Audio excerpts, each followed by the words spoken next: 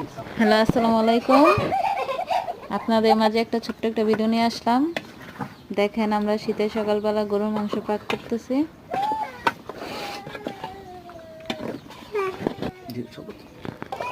দেখেন কত সুন্দর করে রান্না করতেছি। শীতের সকালবেলা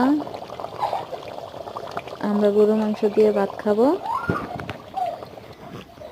মাটির চুলা রান্নাই অন্যরকম স্বাদ। দেখেন কি সুন্দর করে রান্না করতেছি। এখন ডাউল পাক করবো, মাছের ডাউল। দেখেন, মাছের ডাল রান্না করতেছে মেয়ের জন্য। আর মেয়ে অনেক মাছের ডাল খেতে পছন্দ করে। আপনারা সবাই আমার রান্নাটা দেখবেন, দেখে লাইক কমেন্ট করবেন।